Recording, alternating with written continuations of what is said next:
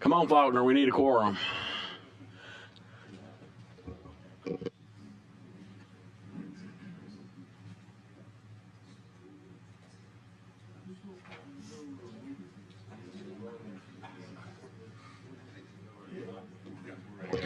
Okay, we'll go ahead and call the meeting to order. Secretary, we call the roll. Senator Albritton. Here. Senator Chambliss. Here. Senator Chasteen. Here. Representative Daniels. Representative Faulkner. Here. Senator Figures. Representative Garrett. Here. Senator Gavan. Here. Senator Gudger. Here. Mr. Speaker. Here. Senator Livingston. Here. Representative Lovern. Representative Moore. Senator Orr. Here.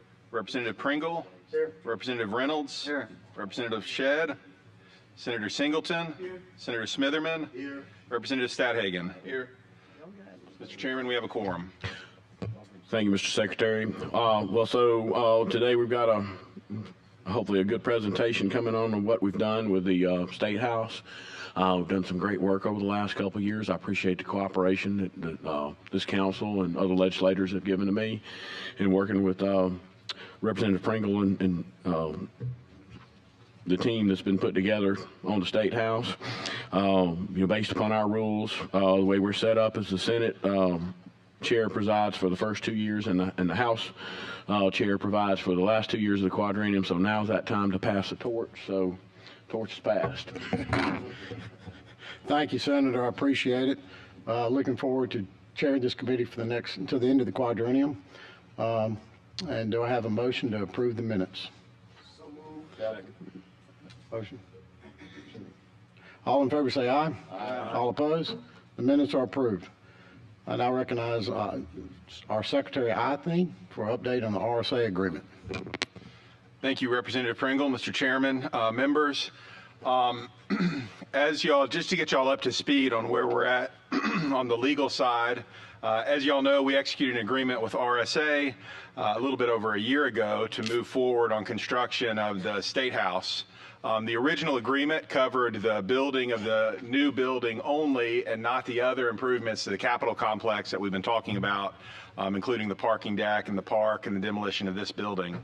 So after notification of the council on September 3rd, the chair, vice chair, and secretary of the council executed a first and second amendment to the State House construction agreement with RSA. Copies of those are in your binders and I think had been previously provided. The purpose of those agreements was to consolidate the planning, construction, and furnishing of the entire State House and Capitol complex project with RSA.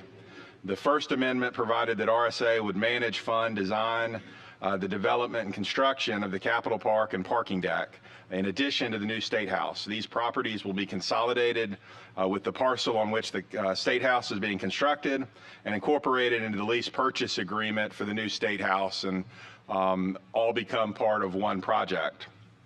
The second amendment provides that RSA will manage and fund the purchase and/or installation of furnishings, voting system, equipment, and audiovisual equipment for the new State House. So the amendment effectuates the following. It allows for coordination and design of the construction and improvements of the Capitol complex.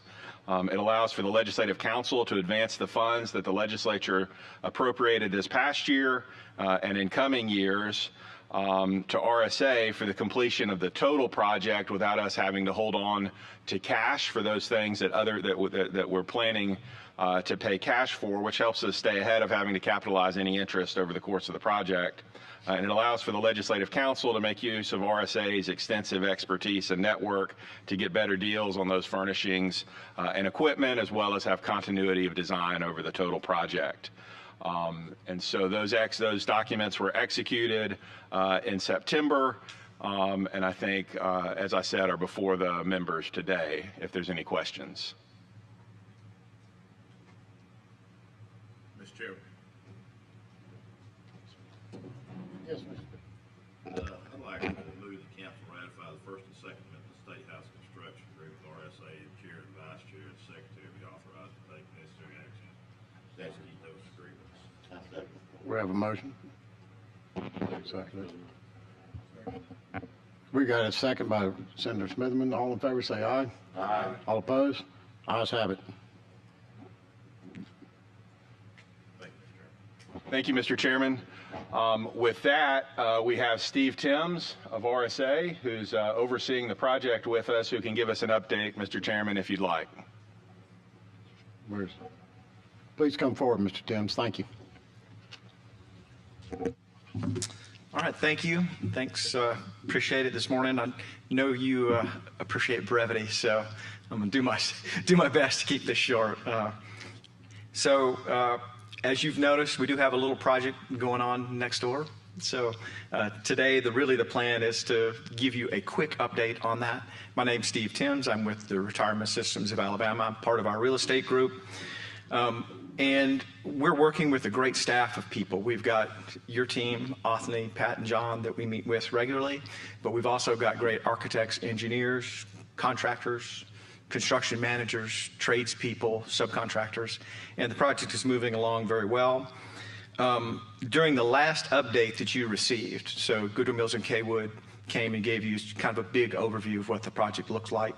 And today what I'm going to do is give you an update on the status of where we are with that plan. So the project is a fast track delivery, if you guys are familiar with that. So we end up starting not necessarily knowing where we're going to land at the end. But so what we're going to do today is talk about really three pieces of this. So we'll talk about the budget, the schedule, and where we are with the general construction. Broadly, we've got about a 460,000 square foot building that includes new chambers, pre-function spaces, caucus rooms, committee meeting rooms, legislative spaces, secure parking, and staff and support spaces.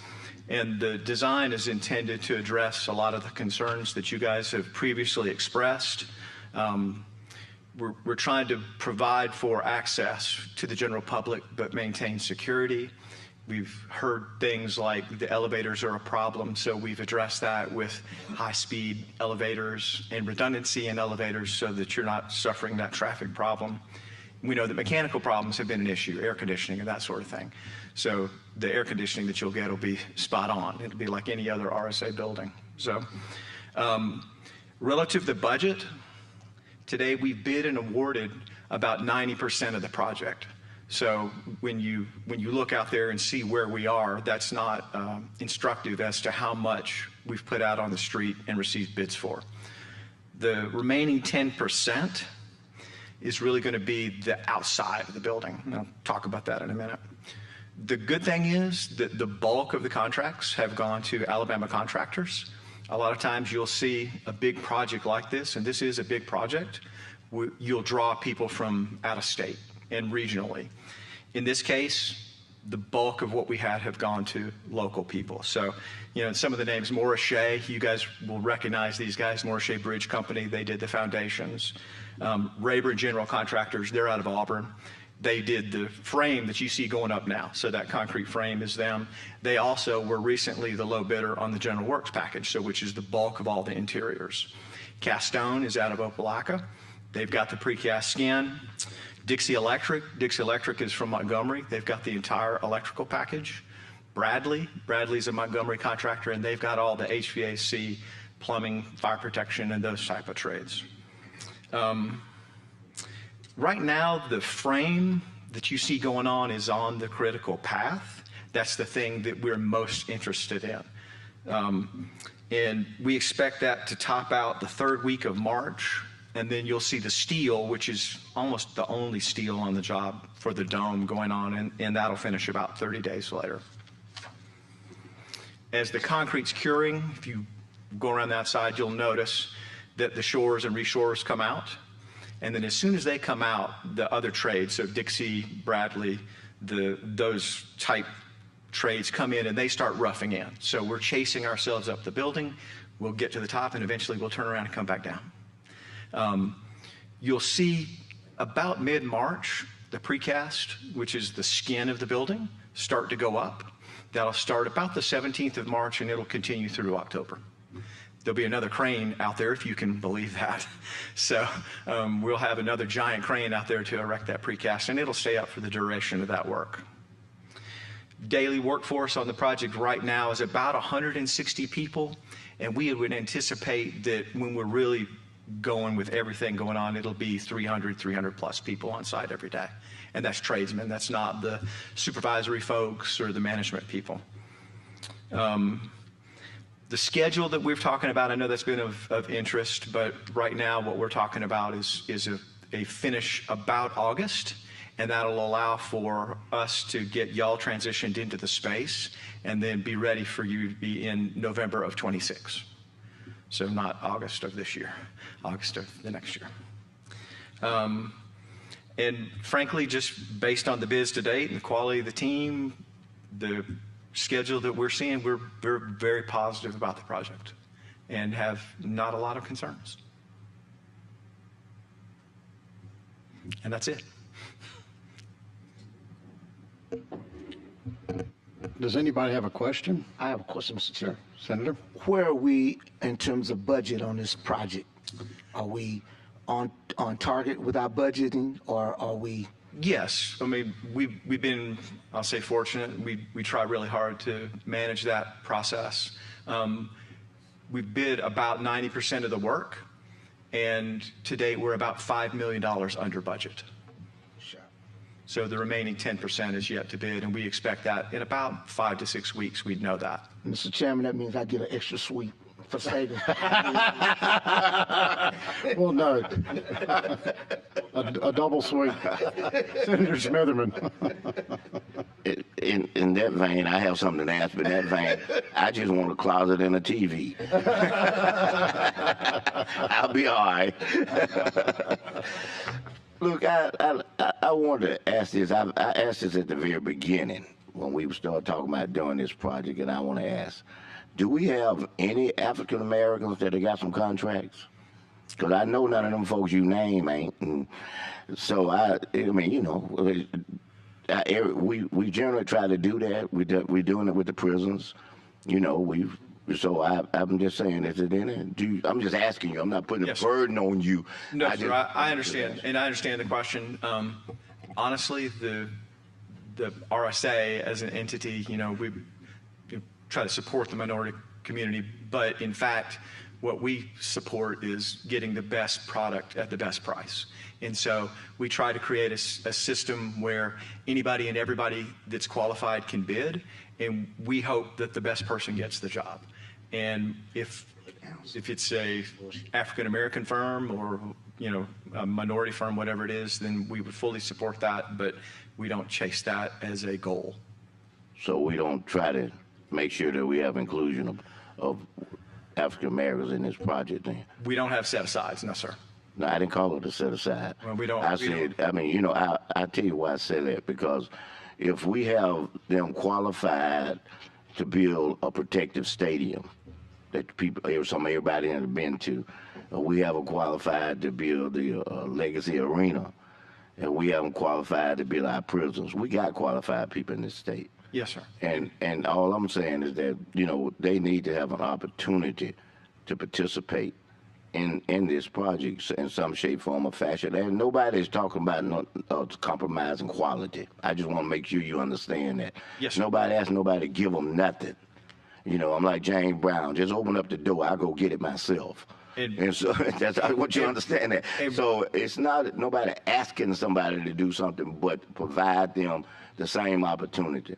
And I'll stop when I say this. You know, I'm giving a simple example. A notice go out that you got to apply or something like this. Notice is not given to everywhere. You see what I'm getting at? There are channels of communications that may not be normal to different people. You know, I make a long story short. You got black radio stations that primarily African Americans will listen to. If you put an announcement on another station, and I'm not criticizing music, I just say opera. They may not be listening to that. So if you put it over here, they'll get the message and they can provide. So I realize we've already done what we've done, but there's still other work to be done. And I'm making an appeal that we include the opportunity for African Americans to be able to participate in this project also. Thank you. Yes, sir. Thank you. Anybody else have a question or comment? Thank you so much. We appreciate you and continue the good work. Thank you. Full speed ahead. Yes, sir. Any other business? Not that I'm aware of. Do we have a motion to adjourn? So moved. All in favor? We are adjourned. Thank you. Good job. Can I